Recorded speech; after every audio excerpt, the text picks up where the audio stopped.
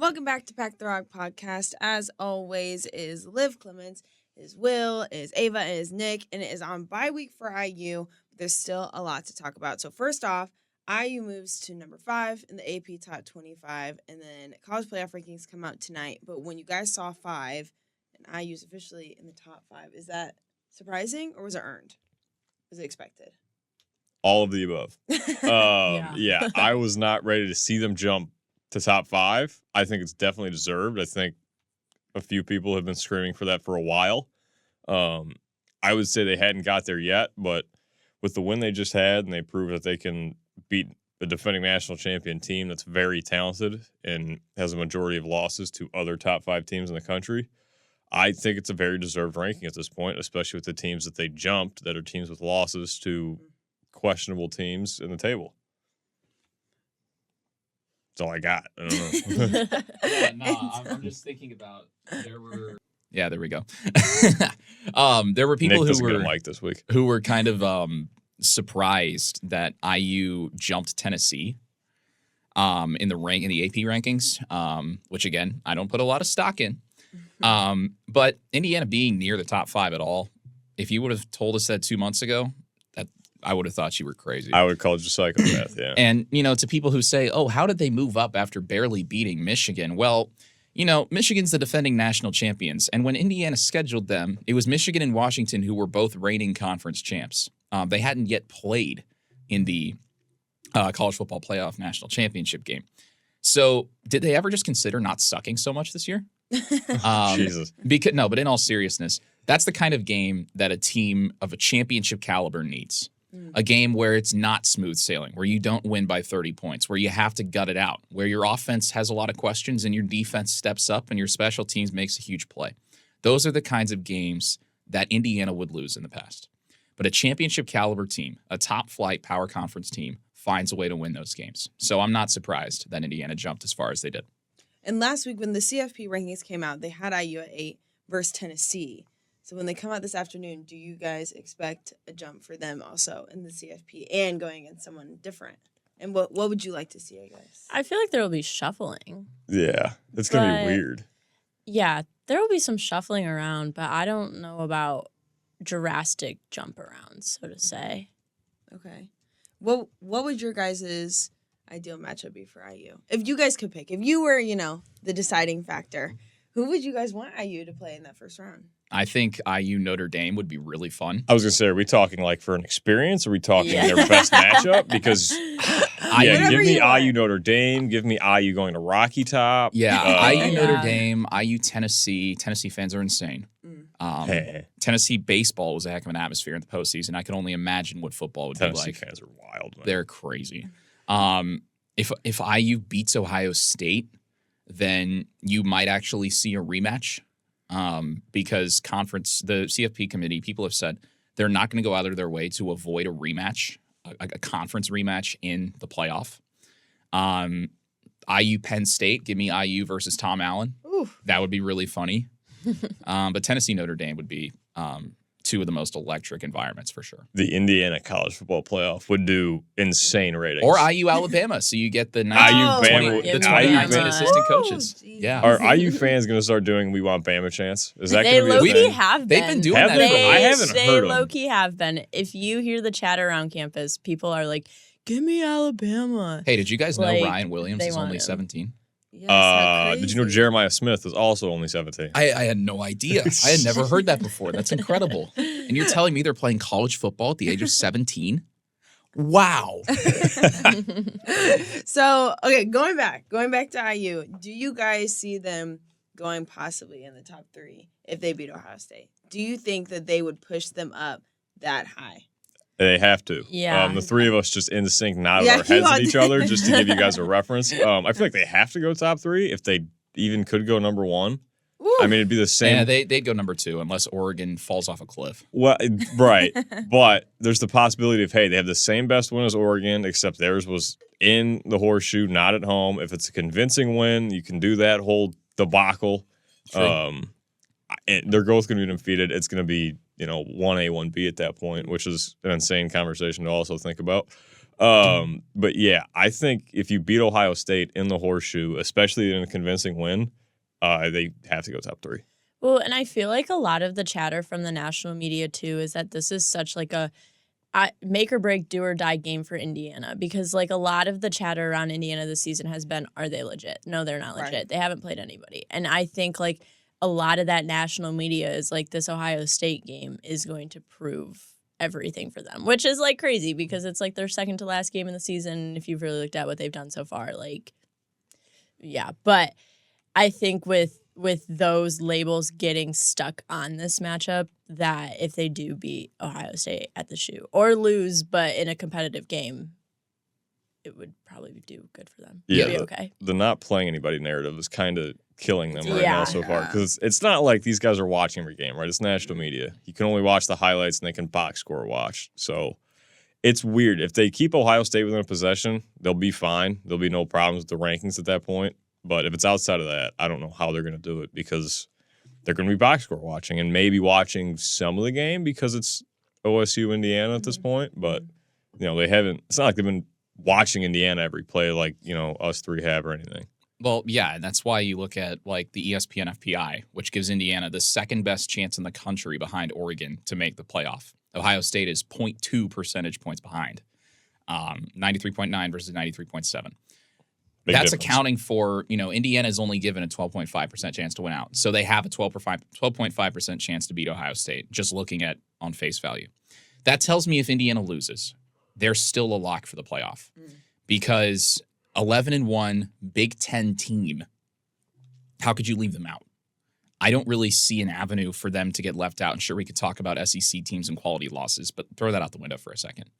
I don't think that unless Indiana gets blown out in Columbus, which is very possible, but unless that happens, I don't see them getting left out of the playoff. They would have to go on the road. They wouldn't be able to host, I don't think, if they lose. But again, Indiana lost to Ohio State in a close game in 2020. They were in the top 12 in the final playoff rankings. It's something to keep in mind. A lot has changed since then, but history, I think, is on Indiana's side here. And so I want to compare it to last week's game. Georgia lost to Ole Miss. They went from 2 all the way to 11. What would be the difference, I guess, from IU to not drop from 5 all the way to, let's say, out of the top 10 even? Is that possible? Or is there a difference between that Georgia-Ole Miss game that would be different for IU and Ohio State? Well, first off, it's Georgia's second loss this season, right? So that's, I'm assuming, playing a huge factor in why they dropped 9 spots down to 11. It also wasn't they scored 10 points. Yeah, that Ole Miss defense was dominant. Yeah, it wasn't a good look for Georgia at all. Also, coming out and calling your own player an idiot, that's actually a worse look, if you ask me, but that's a whole different story. Yeah, it being their second loss of the season, not far from home. I mean, it's, a couple hours at most. So it's and Georgia's always historically traveled well to the SEC teams. But that being their second loss, it not being one of those quality losses like Nick was talking about because they got embarrassed flat out, it dropped them a lot. And with the teams in the country, like all these 8-1 squads, the 2 undefeated teams in Oregon and Indiana, they can't be in the top 6. And not to mention BYU's still undefeated. Notre Dame's got 1 loss. You can't put them above those guys. And Alabama beat them. You can't put 2 7-2 teams when the head-to-head is literally Alabama was better than Georgia. You can't put them above them either. So I think that's why Georgia dropped so far and so drastically. That game was insane. Ridiculous. Alabama, Georgia, one of the games of the year, probably the game of the year. Yeah. But the difference between Georgia, Ole Miss, and Indiana, Ohio State. Indiana, Ohio State will in all likelihood be 2 top 5 teams. Ole Miss is a very good team on paper, but they were a 2-loss team going into that game against Georgia. And, I do think that Georgia kind of it's tough because the SEC is such a rock fight right now. But yeah, Georgia got pantsed by Ole Miss. Like defensively, Ole Miss was in another league. I think they gave up like 250 total yards of offense. And, you look at Carson Beck and everybody's like, oh, he's, the best thing since Stetson Bennett. But Stetson Bennett was a lot better than Carson Beck. Yeah. So I think, there was more pressure on Georgia to perform, especially because, they were perceived as the much better team. But they got embarrassed. And so, Indiana, different because this will probably be 2 top 5 teams, at worst 2 top 6 teams, unless Ohio State somehow loses to Northwestern. Weird things happen at Wrigley Field in November. I'm just saying. But yeah, Indiana, Ohio State, I think is a much bigger game because the winner of that game will play for the Big Ten championship in all likelihood. So that'll be really, really fun. And the other thing to kind of throw back to earlier in the season with the possible game of the year of Alabama, Georgia, they were 2-4 at the moment. Granted, it was week 5, so it's 4 games played at that point. Bama jumped up to number 1, and Georgia only dropped to 5. And then Bama lost to Vanderbilt immediately after that. Right. But still, I mean, that's a top 5 matchup, and it didn't tank either of them that bad. Now, since then, there's been bad losses, such as Vanderbilt and Ole Miss. So that's what's tanked those 2 teams' ratings so far, or ranking so far. But still, it's a top 5 matchup. No matter who loses, it didn't tank either ranking. So I don't think Indiana has much to worry about if they lose by a touchdown or even 10 points. Well, IU goes into Ohio State next week with being 10-0 because they just beat Michigan. But why was that game so close? We all predicted it actually to be within either a field goal or a touchdown. So why do you guys still feel like it was that close after watching it and seeing both teams? Well, the offense. Yeah. Yeah. Second half offense wasn't there. They struggled. Struggled. It's like it was just like sitting down on that sideline watching it. It was like, what is going on? And they, especially like Will said, that second half, it's like they didn't show up. No. And their defense, CJ West, and just that whole defense saved their game for sure. But they also dealt with a very physical Michigan team. They had a couple players go down in the game, and I think that physicality also kind of slowed their roll and their momentum quite a bit. Yeah, I mean, within the first 5 minutes of the game, we were up in the press box. You could hear pads cracking. Nice. And there was no nat mics. A couple weeks ago, in Michigan State, we had the nat mics. It was just pumping in all the crowd sound and all the game sound from the field. We don't have that in Indiana. You could hear pads cracking all the way up in that press box, which is pretty high from the field, to put it simply. So we knew it was going to be physical, but Indiana's offense didn't respond in the second half to it. It was just missed assignments almost every other play. Granted, the O-line was down, the starting left guard, but they looked He's going to be out, which sucks. Right. But they looked cohesive in the first half. So the second half didn't make sense.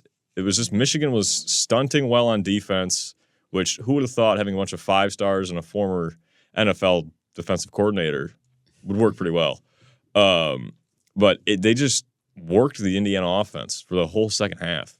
Rourke got thrown off by the stunts he was seeing. The O-line couldn't protect it well. There was no holes for run game to get going, so the pass game wasn't there. But then the defense coming out with the different fronts that they had, it's week 10 and this defense still gets better. Yep. They're adding packages in 10 weeks into the season. That's insane. Who does that? I mean, Haynes is a psychopath. The fact that he's pulling guys out in week 10. I mean, some of the guys we saw, one of the middle linebackers, we haven't seen much of all season. West, that one? Oh, sorry, not linebacker. CJ West is a nose tackle. Sorry, oh my gosh. But they're pulling out 4-3 fronts, which we saw a little bit in Michigan State. We've seen a player or two of it the past couple weeks. Mm-hmm. It was all they were in the whole second half, and Michigan didn't know what to do because they're sending jaywalks all over the field, practically playing money backer at this point. They're lining up in 5-2. He's going out in the slot. They're lining up in a traditional 4-3. Or then the safety's over top, of Farrell's rolling down, or Terry Jones is just doing whatever he wants at this point. Which was funny because the DB coach was on Twitter because Terry Jones got ranked as one of the highest corners in the country. Mm-hmm. DB coach retweets it. He's never played a snap corner in his life. Yeah. I don't know what we're doing with that, but all right. So that was pretty funny. But this defense just gets better. It's insane. I haven't seen this out of a college defense in my life. And it's week 10. And you talk about defense. I want to go into the offense. Like you guys said, it struggled. And when you saw Curtis Rourke out there, 206 yards, 2 touchdowns, 1 interception, is he still in talk for Heisman at all? I mean, be honest. Curtis Rourke, as much as Indiana fans love him, as much as I love watching him, with what Ashton Genty and Travis Hunter are doing, Curtis Rourke was never going to be a Heisman finalist, or he could have been a Heisman finalist. He can still be a Heisman finalist. Okay. Saturday certainly didn't help his case, but I think you also got to remember Michigan's a defense that has 4 or 5 bona fide first-round picks, and Wink Martindale, a former NFL coach. Oof. That is a very tough task to go against, especially when one of your top receivers gets injured in the first half on a questionable hit at best. That was crown of the helmet to the bottom of the face Yes, mask. it should have been. Wasn't questionable. It should have been targeting. And the fact that was not called or even reviewed, but Horrible. the Jameer Johnson was, Horrible. yeah, not cool. Not cool. But that's Big Ten. That's Big Ten officiating for you. But you lose one of your top receivers, you lose your top running back. It kind of limits you offensively. And Justice Ellison did come back, but he was, he didn't produce the way we've seen him produce this year. 9 carries for 17 net yards, just not what we've seen him do. So Curtis Rourke can still be a Heisman finalist, but the avenue for that is simple. You've got to play the game of your season and the game of your life against Ohio State in 2 weeks. Now, Rourke obviously played at Ohio University for the first 5 years of his career, so it will be a homecoming of sorts. But Ohio State, their secondary. Whew. Whew. Yeah. Dylan Gabriel, you might Curtis Rourke is probably going to go back and watch film on how Dylan Gabriel dissected them. Now, their play styles are different because Gabriel scrambles a lot. He creates a lot. Curtis Rourke, although he did have the run to ice the game, which nobody expected, Rourke is not a scrambling quarterback. He's a pocket passer. So he's going to have to, maybe see if he can improvise and create a little. But yeah, you throw for, say, 300 yards, 3 touchdowns against Ohio State, then you're right back in that Heisman conversation. And I do think that with the way Curtis Rourke has played this season, if he has that game against Ohio State, he deserves an invite to New York. It'll be a Bo Nix situation where he doesn't have a prayer of winning it, but it would be nice to see him there. It would be nice for Indiana to have a Heisman contender a year after firing their head coach. And so I want to, that's hilarious that you said that. I want to compare him to the other quarterbacks really quick that are in the talk of the Heisman. So you have Jalen Milroe from Bama, and then like you said, you have Cam Ward from Miami, and then Dylan Gabriel, Oregon. Where not does Cam Curtis, Ward. Not does Cam Curtis Ward. Even, is he above some of those quarterbacks? Is it still, like, compare it to Bama, Oregon, Miami, and those are the top quarterbacks that they have. And then with Curtis, where does he line up in that? I mean, he's in the conversation with those guys. I don't know if he ranks above them. I realize Nick just said to Cam Ward, but I feel like that's kind of insane. You can't lose to Georgia Tech. They lost by 3, man. I don't care. You cannot lose to Georgia Tech. This guy. That would be like Indiana losing to, what's the middle of the pack? Any Big Ten team. State. Nebraska. Maybe. Michigan State, Nebraska, Washington. Yeah. Hold on, I got to pull up Cam Ward's stats now because I got to defend Cam Ward. I know. This is ridiculous. I might be falling victim to recency bias That's here, exactly what I'm watching as you speak, yeah. But, I mean, Bo Nix's only losses. The dude threw for 350 yards. I don't care. He didn't win. He threw a pick. He turned the ball over to lose the game. He lost a fumble to lose the game. He threw 3 tutties and 350 yards. Bo Nix only lost to Washington, and he was a Heisman finalist. Yeah. Maserati Marv didn't lose a game in the regular season. No, he did. He lost to Michigan. Rod Moore. Yeah, the game-sealing pick in that one. He only lost to Michigan. That was by 1 score. That was a big rivalry game last week of the season. Miami lost to Georgia Tech. Not even in the last week of the season. I shouldn't be laughing. Georgia Tech. Yes, they upset Florida State at the beginning of the season. That is not an upset. That doesn't count. On it now. Well, no, yeah. You can't lose to a middle of the pack ACC team and still be a Heisman contender, especially when you had the game on the line and you coughed the ball up. I don't care what you did at that point.